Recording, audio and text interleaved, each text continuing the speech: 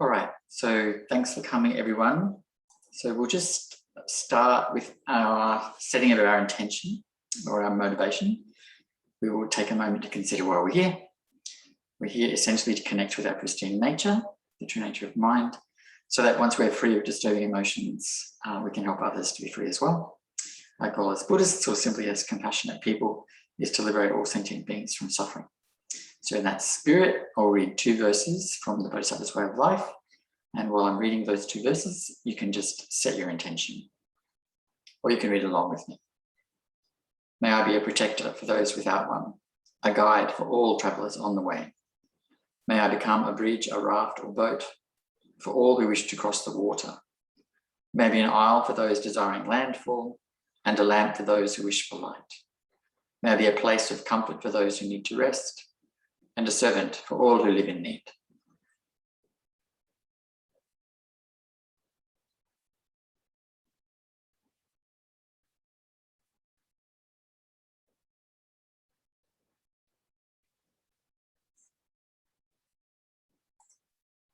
All right, so we're talking about Tsewa tonight, which is a Tibetan word.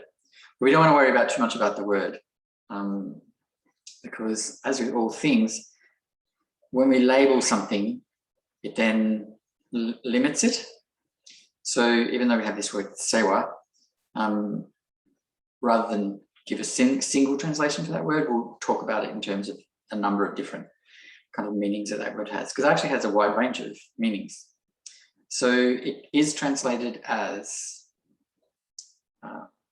affection, caring, love, open-heartedness, openness, tenderness, affection, a number of words like this. So Tsewa is sort of, in different kinds of traditions, the emphasis of the word is slightly different, obviously, because they're emphasizing different things. But generally speaking, when we're talking about it in terms of the tradition that I'm part of, it means warm-heartedness, openness of heart, boundless affection, caring, love, kindness. So it has there's lots of ways we can say this. And I think it's better than to have a single translation, because often that will limit what we understand of it. It also can be translated as joy, but a particular kind, you know, a sort of joy at openness itself. Joy of being with others, the joy of awareness itself, the simple joy of awareness itself. So there's lots of things that we can say about this Tsewa. So the reason we're doing this talk is because we're in a time when there's lots of suffering, and it's evident to us through the media in our daily lives, particularly with the COVID pandemic. Excuse me. So we see a lot of suffering. We hear about a lot of suffering. We're aware that there is a lot of suffering in the world. And suffering, if we're not, if we're open, suffering gives rise quite naturally and quite automatically to compassion. The thing about compassion is, while we're in the beginning of the path, it can be coloured by self-clinging, self-cherishing, simply a sense of being here, separate from others. When that happens, when our compassion is coloured by self-cherishing, self-clinging, this sense of being separate, it can lead to melancholy, sadness, and a feeling of compassion fatigue as well. So rather than like avoid sadness and suffering, which we don't want to do, because it's the nature of things. There's no point avoiding truth, reality. We need to take care of our hearts so that we can give rise to compassion. We can be actively compassionate in the world. So not just feeling compassion, but moving in the world in a compassionate way. In order to be able to do that and be open to the suffering of others so that we can feel it, act to relieve it. We need to take care of our own heart. This is really important. And the thing that takes care of our heart, it's not a thing. The thing that takes care of our heart is tsewa, love, joy, affection, caring. These two things, I mean, often in Dharma we talk about two wings of a bird. Usually it's wisdom and compassion, but I'm going to steal that analogy here and say that it's compassion and tsewa, love, joy, go together. They're not meant to be separated. And the other thing that sometimes happens when we're Buddhists, particularly if we're beginning Buddhists and we're Western Buddhists, is that we forget ourselves in the equation. So we forget, or when maybe we're not told, or we don't understand, that compassion starts at home with ourselves, and that tsewa likewise starts at home with ourselves. So if you want to test if I'm telling you the truth, and I recommend you do that, have a look at what we call the Lojong mind training teachings. All of those, and I mean, these start around the 11th century, the Tisha. Then we have Kadampa Geshe Lagri Dampa, and then we have a Nyingma by the name of Chikawa Yeshe Dorji. Those are the most kind of famous teachers of mind training. Mind training is how to mold the mind to be compassionate, how to make the mind useful to other sentient beings, how to make the pliable so that we can be of benefit. That's what those Lojong or mind training teachings are. You have a look at those. They always say, and there's, and it's interesting, all of them say it, start here with ourselves. But for some reason, perhaps because Buddhism is so focused on compassion, relieving suffering of others, sometimes that gets lost in the wash in the West, that we should start here. Take care of our own heart, think about others all the time. We feel compassion, we feel sadness, we wish we could help, we actually do help, and yet we often neglect ourselves. So Tsewa remedies that. It helps us to start at home. So again, in these mind training teachings, there's a practice that's quite common, actually it's in all of them, where we breathe in, the suffering of the world, and we breathe out positivity and light, right? And so the way that's set up, it's easy to miss, okay, well, how is this related to taking care of my own heart, taking care of my own suffering? It's quite simple. You breathe in your own suffering and tension, you dissolve it in that gap in between the in and out breath. It simply dissolves naturally. It's what it does. And then you breathe out joy. You breathe out love. You breathe out affection for yourself. This is how it's supposed to be done.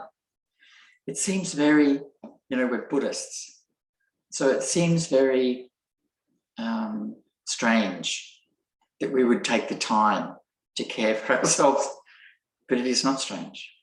It's what we're supposed to do. If we do not begin with ourselves, our practice will fail.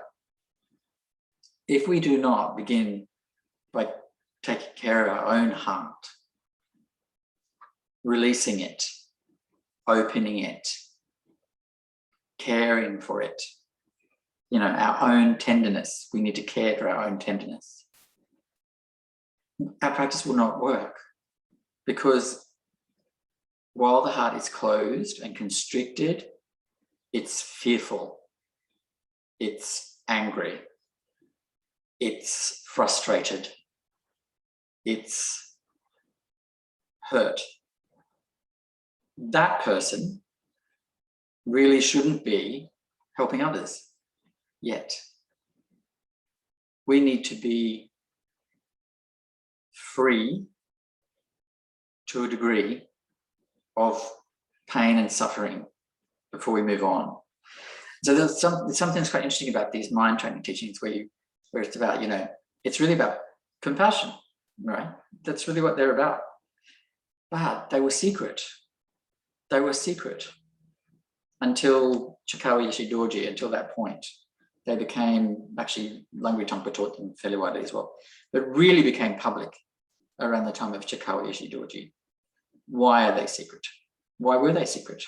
It's just about compassion. Why were they secret?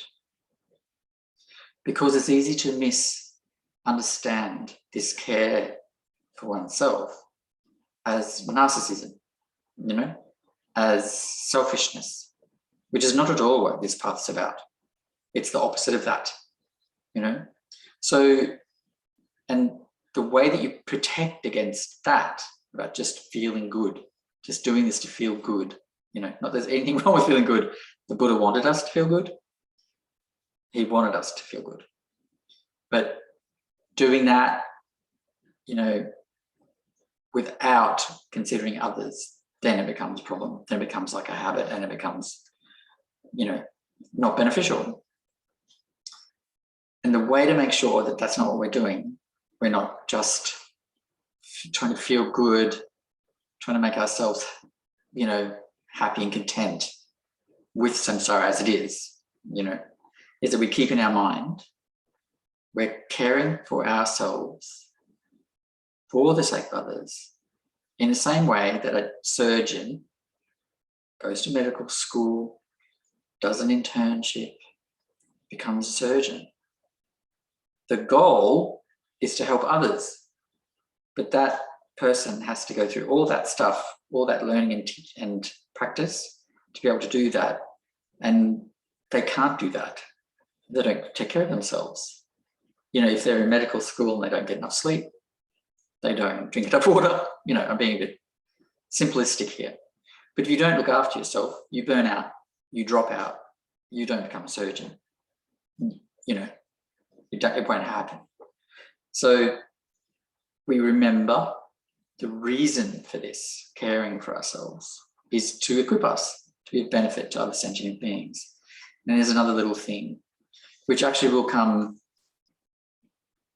kind of naturally, but we need to be aware of it at the front of things.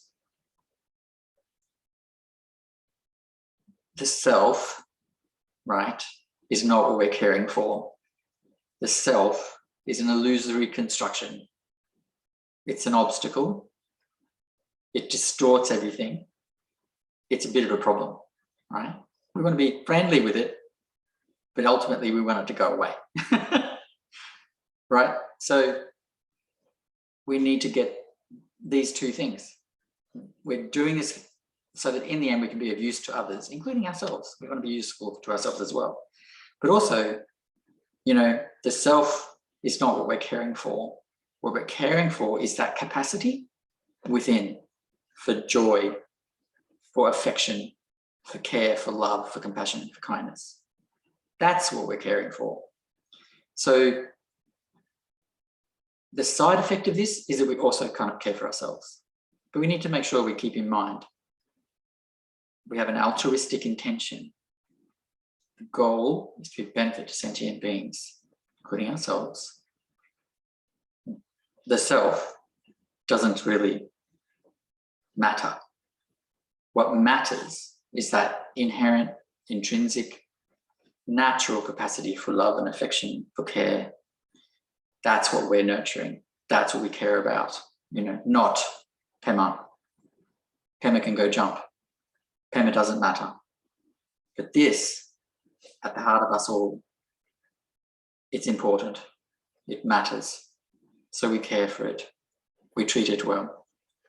So I'll go over some little techniques in a minute. I just want to share something Jamyang said. Jamyang, who those of you who don't know, is my partner, my teaching partner, and an exceptional practitioner. Something he said that is helpful is a metaphor, you know, an analogy or something, to help us think about what this approach should be like. We should treat our hearts like a mother bird to a baby bird, you know, like really care, make it comfortable, nurture it, keep it warm, you know, feed it, protect it. But ultimately, what's the goal there? We want it to fly. You know, we want it to become independent, to be able to fly. So it's a kind of an interesting thing that this self that doesn't really matter, right, is caring for what really matters. And in the end, that will be there and the self will dissolve. And all that will be left is kindness, compassion, love, affection, joy, you know, boundless, like the sun shining on everything, you know, no limits. So it's an interesting thing. So I think that's enough kind of theory type stuff, except to say that this joy, love, affection, caring, tenderness is our intrinsic nature. It is not something we have to develop or build or grow. It's just something we have to let out. It's there already. We just have to let it out. So the process of letting it out is we should understand that we're not making ourselves more loving. We're just being loving to our capacity, to our potential, you know? So you're not building this love up, you're not making this love, you're not generating this joy, this affection, this care. You're just letting it out. What blocks it? That thing called the self. But specifically, it's dualistic obsessions. It's jealousies, it's envy, it's yearning to be other than it is. It's yearning to be better than everybody else. It's wish to continue as it is, because no matter how hurt we feel, this thing we call the self, it wants to continue in that state, because that's it. The self is just that, nothing else to it. It is just that bad feeling, that sadness, that envy, that jealousy. That is it. There's nothing else to it. And it wants to perpetuate, wants to keep going. You know, it has that tendency to continue, you know. So we have to interrupt that with affection, joy, love, compassion. Those things, right, obliterate envy, jealousy, anger, trauma, sadness, everything. Those things are what we call adventitious. They're passing. It doesn't matter how deeply traumatized we feel, it's passing. What's intrinsic and lasting is the love, the affection, the kindness, the warmth, the compassion. That isn't passing, it's always underneath, always ready, you know, to respond to sentient beings and to ourselves. So, I'm not sure if I've shared with all of you, but some of you I'm sure I have. So I had a difficult childhood. Sounds like the beginning of an Oprah episode. Funny. But I did. You know, I had a violent, abusive parent, and there was physical violence. My earliest memory is of being about 4 years old and being hurled into a wall. So there was violence, intimidation, yelling, yada, yada, yada, yada, you know. So I developed, you know, what happens when you're traumatized, you know, fear, anxiety, you know, all this stuff, you know, which is a result of being wounded, hurt. And the reason I don't talk about it much is not because it's not important. It's not because I'm ashamed of it. It's not because I think it's a taboo topic. It's simply because it doesn't matter anymore. It mattered to me for a very long time. It held me back, you know, but joy wiped it out. This practice just wiped it out. Like I remember it, but I am not concerned. I'm not impacted. I don't feel stopped, blocked, hurt, like I just don't, you know?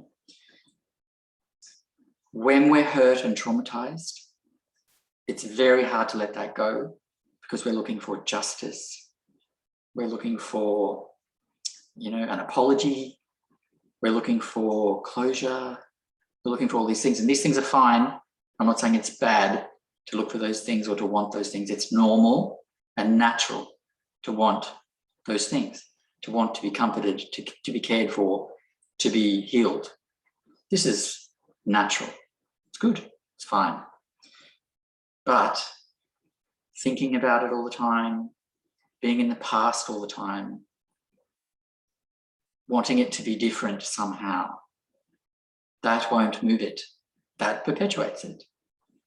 The only thing that will move it, this, Tsewa, love, joy, affection. This is important. Where does this Tsewa start?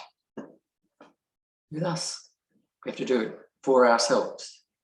And it will free us of all of that ordinary dualistic stuff, envy, anger, jealousy, blah, blah, blah, blah, blah, but also deeper hurts, trauma, sadness. These things will go.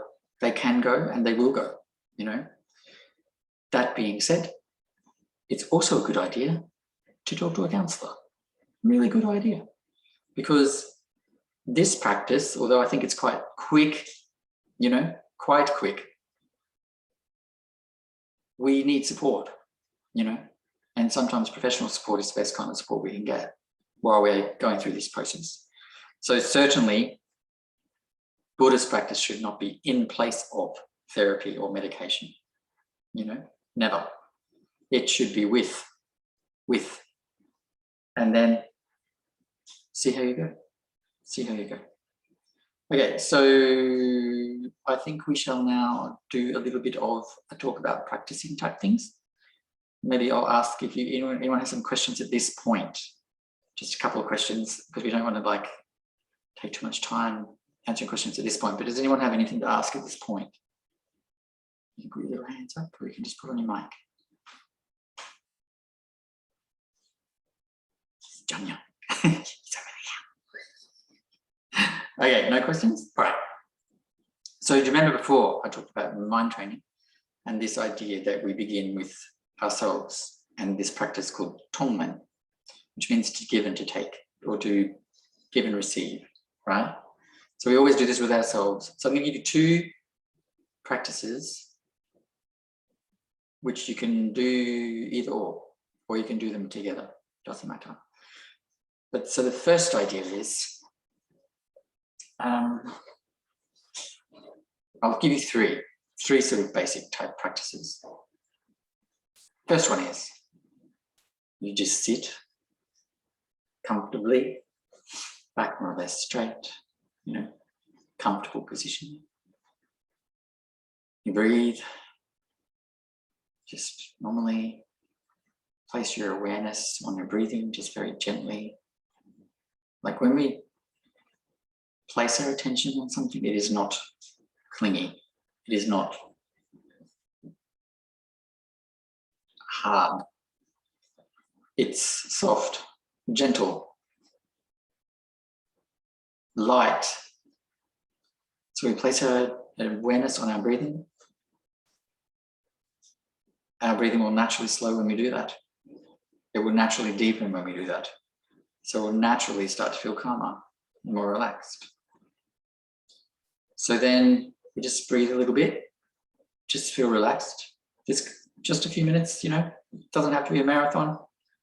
And then as you breathe in all of your own hurt, stress, pain, trauma, sadness, everything you can think of that makes you feel crap. It seems counterintuitive to breathe this in, but trust me, it works. You breathe it in and you imagine it coming in and forming a little black pearl, right? So it comes in and it forms a little black pearl. And then as you breathe out, it's destroyed. It dissolves into light. So you breathe in all your tension and stress, and as you breathe out, it's destroyed. It seems counterintuitive to breathe it in first. It's like, why can't we just destroy it while it's out there? Because we actually don't want to run from it.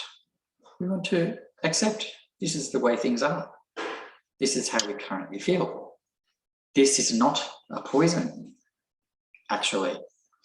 By facing it and then dissolving it, it becomes a tool. It becomes meditation. The pain, the misery, the fear, the sadness, it all becomes meditation. You just breathe it in, it becomes a little pearl. As you breathe out, it's dissolved into light, completely released, your body completely relaxes. It's gone, You can do that a few times, 3 times, 4 times, whatever. Whenever something passes through your mind that is disturbing, you can just breathe it in, right? Dissolve it as you breathe out. Let it go. Release it into space. It works.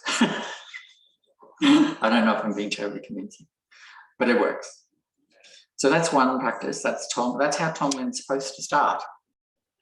Like those of us who've been in the Buddhist tradition for a while, we know what Tonglen looks like. We think we do. Breathe in the pain of the world, right?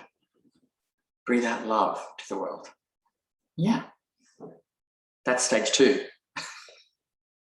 Stage 1, breathe in our own pain and suffering. It becomes a little pearl, black pearl at our heart.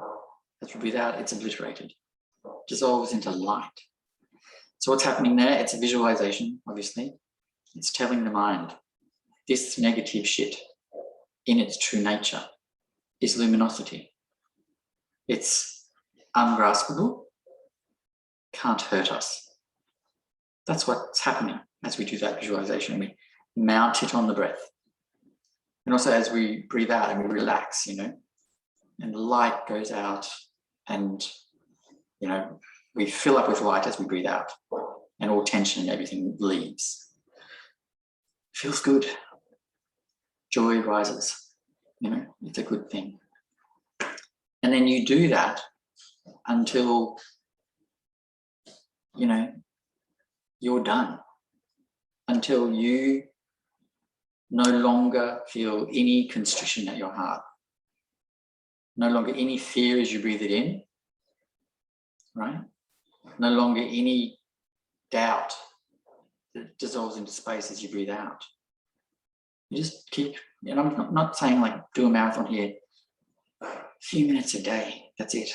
Just do this every day and it will dissolve. And as soon as you don't have any resistance to what's coming in, that means you're beginning to understand this can't hurt you. The past is dead. It cannot hurt you, right? These feelings are a fiction. They can't hurt you. Breathe them in, breathe out, they dissolve. Body is filled with light. The world is filled with light. You know? Once there's no resistance on the way in, and your heart is completely open as you breathe out, and you feel, you know, joy, peace, then you know you've reached the beginning. That's where you start to practice for others. This could take years. Doesn't matter. Doesn't matter how long it takes, actually. Take as long as you like. There's no rush. It's not a race. Samsara will always be what it is, you know? You need to take care of yourself. The other practice, which is less confronting, but perhaps, you know, as powerful, but perhaps better, because it might be more motivating, you know, and that is to what we call the path of joy. So with this one, normally this joy practice is, you have a joy part and then shamatha, sitting meditation part. They're always done together. But if you have trauma, sadness, anxiety, things like that, you just do the joy part, the first part, until that starts to dissolve and, you know, you feel equilibrium, peace, you know, and then you can start to sit in shamatha meditation. So the joy practice is very simple. I've taught it before. I think there's a video on YouTube of me teaching it. You simply sit in nature is good, or by, you know, an open window, back deck, all good, doesn't matter really. And you look gently at something that brings you joy, or listen. It can be, you know, can be auditory or visual, doesn't matter. So, you know, it could be a flower or a tree or the sky. The sky is actually the traditional one. And you simply look, you know, without grasping, without categorizing, judging. You simply look and feel the joy, you know. If it's hard to feel joy because we're going through like a rough patch, we have, you know, sadness, melancholy, grief, anxiety, these things, we can think back in the past. Generally in the Dharma, we don't like to dwell on the past, right? Because it's gone, it's dead. But when we're working on a specific problem, which is to overcome, you know, this sadness, this sort of like blockage to joy, then it's okay for a short period of time. So you can remember in the past a time when you felt joyful, right? Joy. Or you could say when you felt love, you know, and you sit sort of still and you feel how that felt in the body. You know, is there a sensation in your chest? How did your body feel? You know, and you gently dwell on that feeling. Allow that feeling. You're not making it bigger. You're allowing that feeling to grow.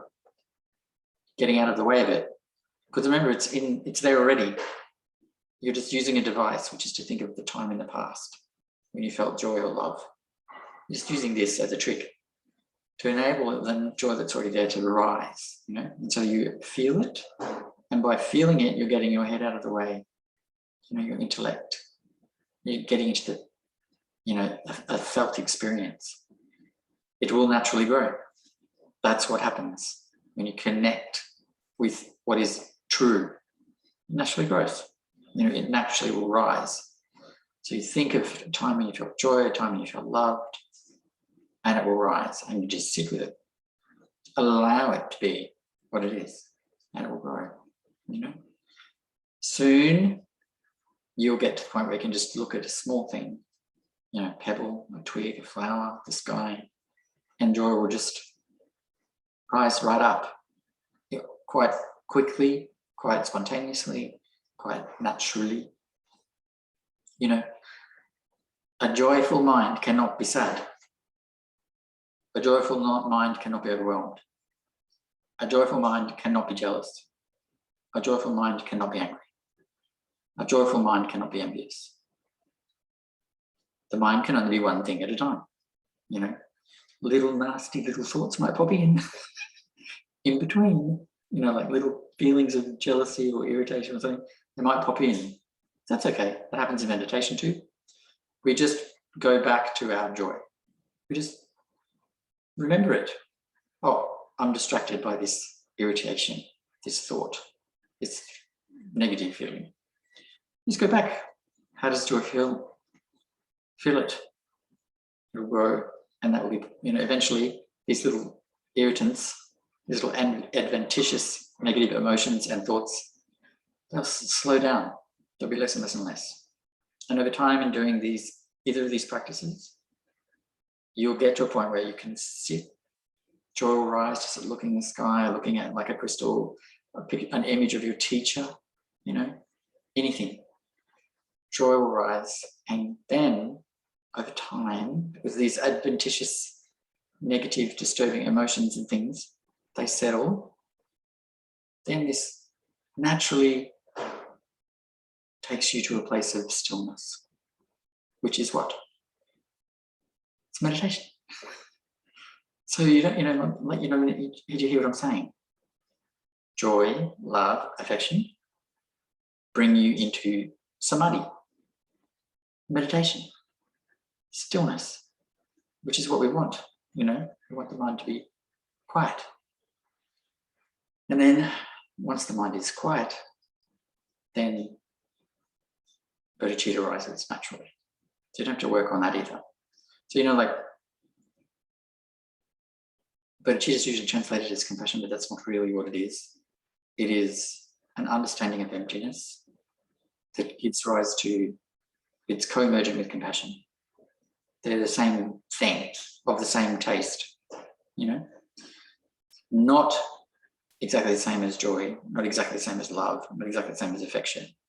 But those things are all, you know, the kernels of that big thing, bodhicitta. Bodhicitta is our natural state. It is the awakened mind. It's enlightenment.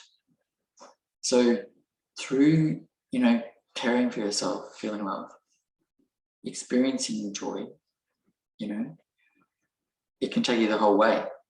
It can take you the whole way. But two provisos, altruistic intention, you need to remember that. We're not doing this for the ordinary self. Self doesn't matter. We're doing this for all sentient beings. When we're cherishing this love, this affection, you know, this care, it's that we're cherishing, not the self, not the person. It's that capacity, which is in all beings. So we've talked about Tonglen as a practice to do on yourself, to awaken boundless love, right? We've talked about the joy path, which will bring up joy, which of course, joy and love, these things are very connected, which can, you know, these things can lead to samadhi states, the natural arising of bodhicitta. You know, it's a whole path.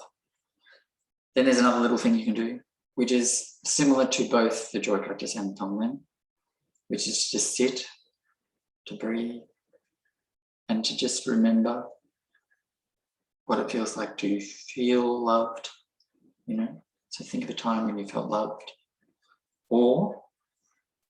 and, you know, both. A time when you really felt love for someone else. Kitty cat, puppy dog, child, partner, parent, friend, doesn't matter. Think about that feeling of being loved, of loving, right? Touch base with how it felt in the body. Rest there. It'll grow. It'll just grow. It does it by itself. No intervention needed. We do this little intervention of using our memory, you know, to get there, as a bridge to what's already inside, you know.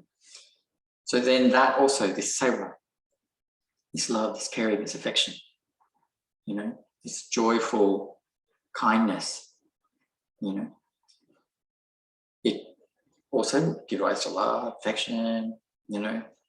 We sit with that, you know, understanding that this is inherent to all sentient beings. It's got nothing to do with who we are as ordinary beings, you know. It's bigger than that. And then that will lead to the mind quietening down, settling right down, and then we can sit in stillness in meditation. And then virtue arises naturally, you know. This is a whole path. It's a surprise that it's so neglected, you know. And I suspect it's because it's actually quite hard to keep those two reminders in our mind. Number one, altruistic intention. It's not about us. Number two, the self is empty. It's a fabrication. It's fleeting, you know. But that love, affection, joy, compassion, kindness, those are real, lasting, not fleeting, you know, inherent to all beings. So keeping those two things in mind, they are the trick, you know, to make this a complete path in itself, you know. And this goes, you know, these teachings come from the Buddha himself, they're in the Sutra, then they are in the Mahayana, then they're in the Vajrayana, the Tibetan and Himalayan version of Buddhism, and they're in Dzogchen. So these teachings about love, joy, affection, care, you know, leading to shamatha or sitting meditation, leading to the natural arising of joy, you know. It's in all the vehicles, transcends them, actually. So I'll start to wind down. There's one other little tricky little thing that I'll say at the end here. So caring for our innate loving capacity is really super important. Joy is super important. The Buddha said there cannot be enlightenment without joy. We have this thing called the four immeasurables. You know, they are equanimity, which means to treat all beings the same. It also means to experience everything in evenness, to be unfazed. We have loving kindness, we have compassion, and we have joy. Without those, there's no enlightenment, you know. You'll notice that that list does not include knowing how to do elaborate pujas. It doesn't include being able to debate Buddhist philosophy. It doesn't include wearing one of these things or being a monk or a nun. You know, those things are helpful, being a monk or a nun in particular. But debating, knowing all the words, you know, they're not on the list. They're not there. These things are equanimity, being even, treating all beings the same, including yourself. Loving kindness, compassion, joy. They're essential. You know, this is really important to get that. All right. So 10 minutes of questions. If anyone has any questions, feel free to ask. If you haven't used Zoom before, you can, if you click on the participants button, there's a little raise hand thing, which you can put up, and then I can ask. Oh yeah, go ahead, Kylie. Sorry, I'm trying to write things down because I have a terrible memory and I will forget. You said there's the four things that are essential to awakening. Yes, equanimity, loving compassion, joy. So, okay, so you've mixed two up there. So it's equanimity, yes, loving kindness, compassion, joy. That's what I did wrong. Yeah, that's no problem. Thanks. Just a process. Yeah. Is that all? Yes. I just, when you were talking about the second practice of joy, and looking at things and feeling joy, I realized that I do that all the time. Yeah. How it really does give so much joy, like the birds that I see in my garden, the flowers, yeah, the way the clouds form in the sky, all of that. Yeah. So we all do it naturally. So that is really evidence that our true nature is already awake, you know, because we do this naturally. The trick, right, is to make it a practice. We need to be aware. So we need to abide in the joy. So that if we get distracted by something, we come back to it. We come back to the joy, you know, and we are aware of it. We're aware of how it feels in our body, in our mind, not grasping, not categorizing, not naming, not wanting it either, just letting it be as it is. That's when it becomes a practice. It's hard when you have, you know, it's hard not to want joy. It's hard not to want love. But the interesting thing, the minute you kind of start to want it, it diminishes.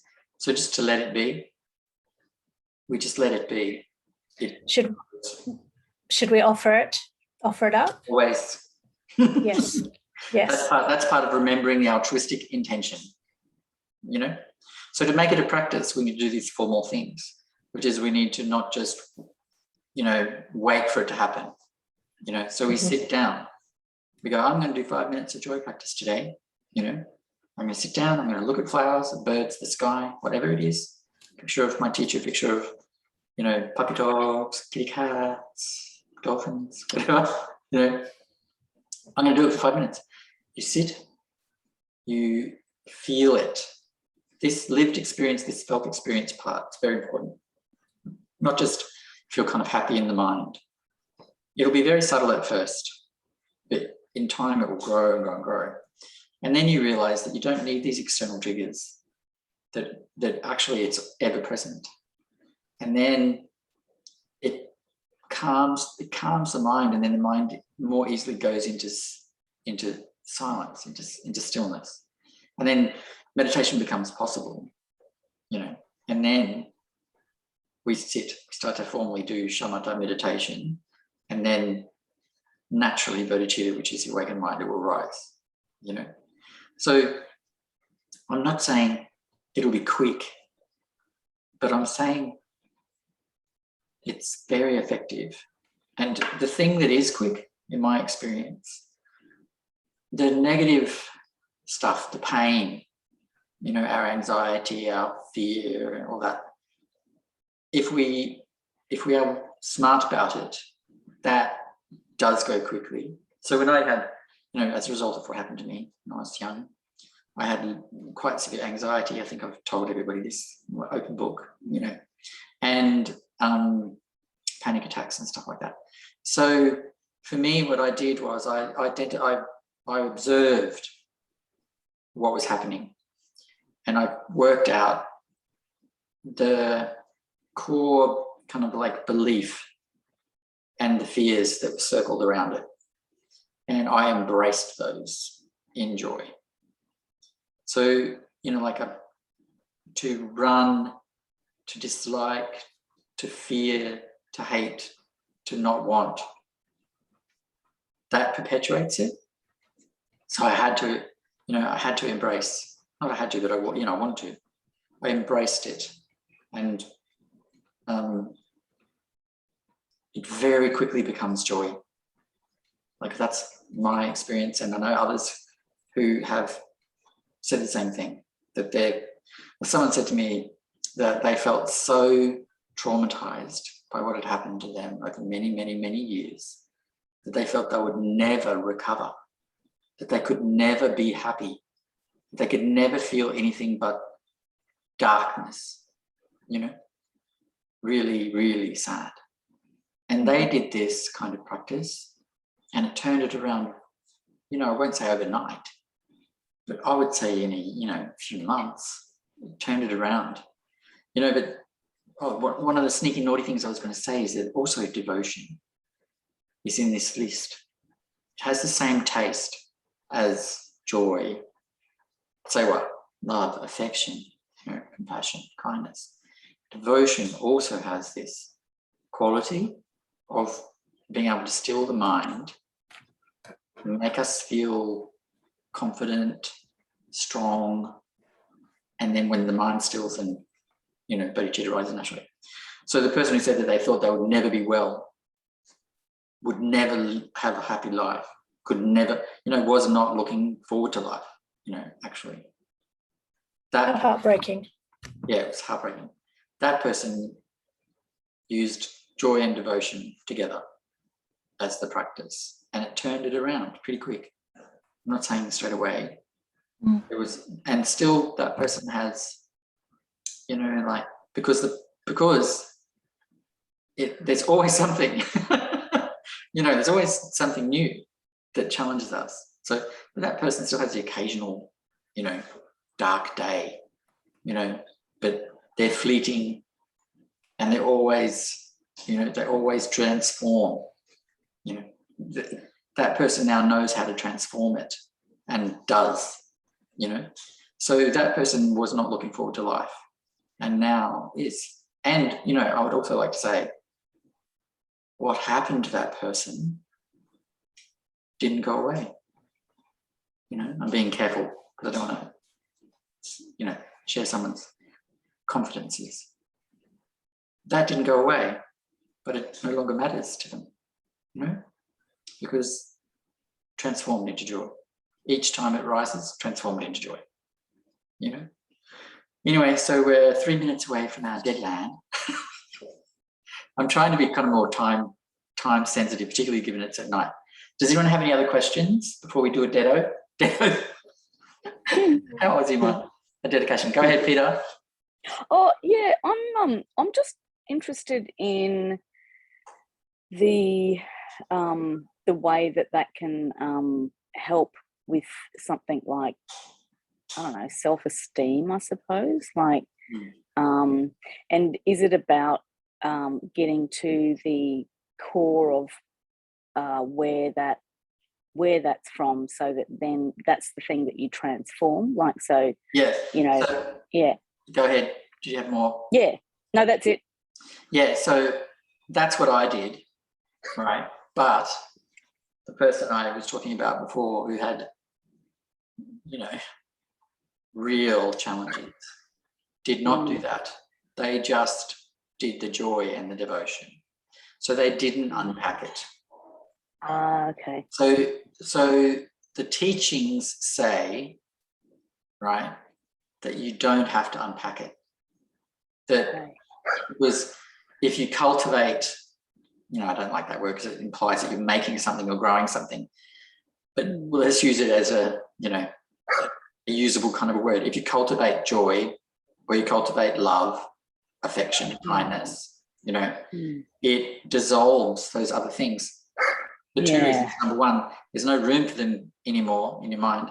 Number two, they actually naturally do make you feel confident. They give you a boost, a self-esteem kind of a boost. But if we keep reminding ourselves, we have our altruistic motivation, and what we call the self is adventitious. It's fleeting. Really, if we don't do that, there is a risk, and that's the nature of these kinds of teachings, which is probably why they were secret, they're not secret anymore. There's a risk that we can just be pumping up the self, making it feel better, making samsara more bearable. That's not what we want to do. We don't want to dress up this prison, we don't want to be, interior designers in a prison, making it look lovely, more comfortable. Yeah. We want out. Yeah. We want out. Yeah. We want to take everyone with us. That's right. And that baselessness, that sort of like that, is it okay to say the emptiness of all of who you are and all of that backstory is also what you use. If it does come up again, you're yes, you're friends with it, you've embraced it, but it isn't solid. No, it's a fabrication. So, but the thing is that the emphasis shouldn't be trying to untangle this stuff and understand this stuff. The emphasis is actually just the joy. It's much nicer, or it's convenient actually, because to untangle stuff and to sort of work with stuff, it can be quite painful. And I'm not saying we should avoid pain, avoid that sort of stuff, but actually it's unnecessary. If we just connect with our true nature, which is the joy, the love, the affection, the devotion, then that stuff will, over time, will naturally dissipate. So it's going to the root.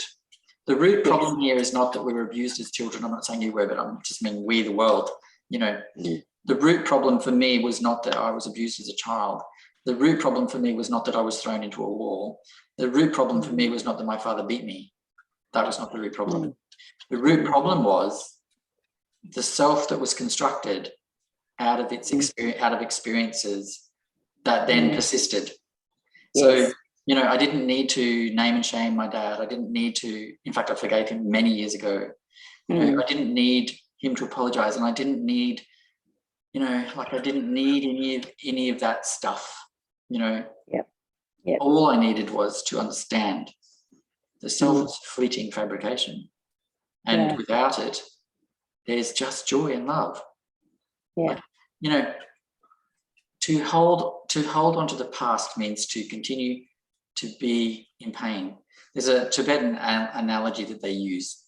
Okay, so you got shot with an arrow, right? Yes, that happened. That's terrible. That's bad. We don't want that to happen to anyone. We feel sympathy and sadness. Yes, it's terrible. But what we do is we grind the arrow in every day by remembering it, by not letting it go, by not taking the arrow out and throwing it, you know. So there's a lot of research that shows that depression, sadness, trauma, in people who feel those things, there is also a concurrent stronger attachment to the past. So, and that is what Buddhism says, that in the past there's just pain. You know, let it go. This is not to say that pain's not real. It's real. It's terrible. I feel sympathy for every pain everyone feels, but we do have the tendency of grinding the arrow in by not letting it go.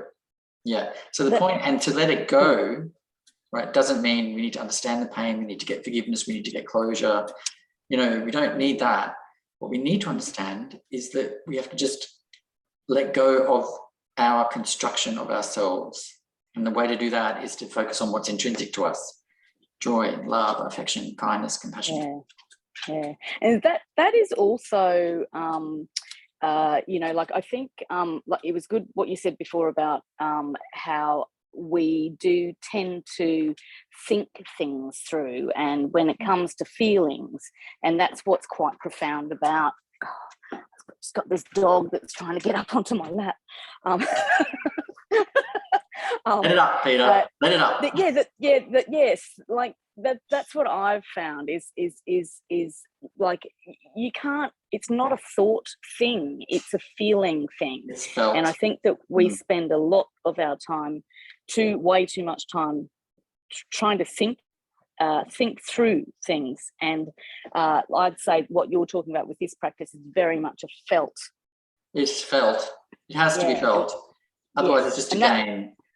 And that's why you don't need to know all of the backstory and hows and wheres and what wherefore or whatever, because you'll feel it. That's right. I would add that for some people, that's something they need to do, and that's fine. You know? That was me. All right. I'm trying to stick to the time. All right. Okay. Yes. Thank you. I'll take one more question if there is one. No? Are people intimidated because I said one to wind up? Sorry, guys. All right, so if you want to go to the chat, I've got the dedication that we do in the chat there. I'll just do it for all of us, but you can read along if you like, and you can say along if you like. By this effort, may all beings be free of fear, sorrow, and pain. May all beings know wellness, tranquility, and love. May all beings abide in the perfect bliss of the great perfection. Om.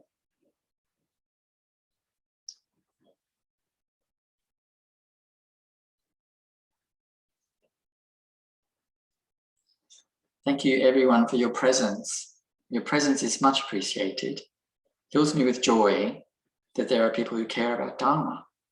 Really, really, really does. Okay, thanks everyone. Have a great night. Thank you, Pema. Thank you. Thank you, Pema.